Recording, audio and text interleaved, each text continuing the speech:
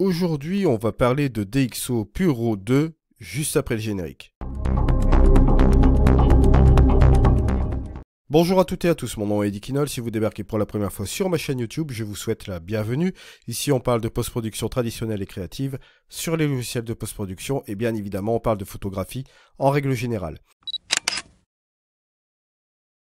Alors aujourd'hui, nous nous retrouvons sur une information que je vais vous faire parvenir. Alors cette information était sous embargo jusque 15 h. Aujourd'hui, je peux vous la fournir maintenant. C'est la sortie tout simplement de DxO Puro 2. Alors ça va se passer en deux temps cette fois-ci. Aujourd'hui, je vais vous lire le communiqué de presse que j'ai reçu de ce logiciel bien sûr.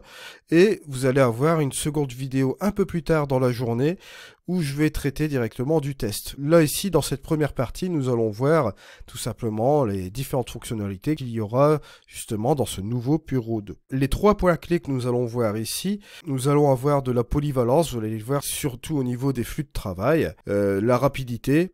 On va voir que DxO Puro 2 a été amélioré aussi au niveau de sa rapidité, au niveau du traitement bien sûr, et la prise en charge enfin des boîtiers Fujifilm à capteur X-Trans. Ça c'est une petite révolution aussi également, bien sûr maintenant désormais avec ce Puro 2, vous avez la possibilité d'utiliser vos boîtiers Fujifilm X-Trans. Alors, il y a un petit rappel, bien sûr, dans ce communiqué de presse. Vous voyez que, bon, on a l'amélioration en termes des vitesses, permet aux utilisateurs de pré-traiter leurs images sans quitter Lightroom. Vous allez voir juste après, c'est la petite nouveauté qui est vraiment pas mal du tout. Puis bon, bien sûr, les boîtiers Fujifilm, comme je vous l'ai indiqué préalablement.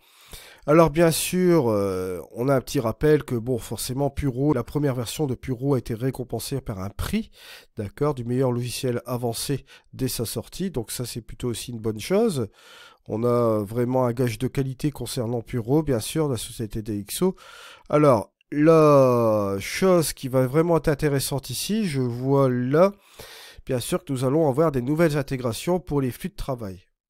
Alors, les nouvelles intégrations, ça va être tout simple, on le voit ici, on aura deux nouvelles intégrations qui permettront de fluidifier les flux de travail. Alors ici, dans Lightroom classique, bien sûr, les utilisateurs peuvent faire un clic droit sur un certain nombre de fichiers RAW et laisser DxO Puro 2 traiter les images. De nouveaux fichiers DNG linéaires optimisés sont alors créés et réimportés automatiquement sans avoir à quitter l'application. On le voit ici dans la première partie ici de cette image-là, dans Lightroom, et de faire, comme vous le voyez ici, directement l'application de débruitage et tous les petits correctifs d'optique, etc. Comme vous le lisez là, ça va revenir automatiquement dans notre Lightroom, bien sûr. Ensuite, seconde chose, ce qui va être vraiment superbe aussi, une fonctionnalité similaire est désormais intégrée dans l'explorateur de fichiers Windows et le Finder macOS. Et là, on le voit dans cette image ici, bien sûr. Faites un simple clic droit sur les fichiers et sélectionnez une option du menu contextuel pour démarrer le traitement. On les voit juste ici, on voit les différents types de débruitage, bien sûr, on voit pas mal de petites choses. Ça m'a l'air d'être assez performant et aussi au niveau du gain de temps, ça va marcher relativement bien. Bon, bien sûr, on a aussi la prise en charge des boîtiers Fujifilm, on le voit ici. Ça nous permet de l'intégration des boîtiers X-Trans. Je vous rappelle que Photolab 5 intégrer les boîtiers X-Trans et on m'avait demandé est-ce que Puro allait intégrer bien sûr les fichiers X-Trans. Vous voyez que dans sa nouvelle version, la version 2, on a la possibilité de l'avoir ici. Alors bien sûr, on a l'efficacité, on le voit, bon, plus rapide, comme je vous l'ai dit juste auparavant. Alors les traitements plus rapides, vous allez le voir si vous avez une puce Mac Apple Silicon, jusqu'à 4 fois plus rapide. Et si vous avez une bonne carte graphique avec votre Windows, ça peut aller jusque 1,5 fois plus vite.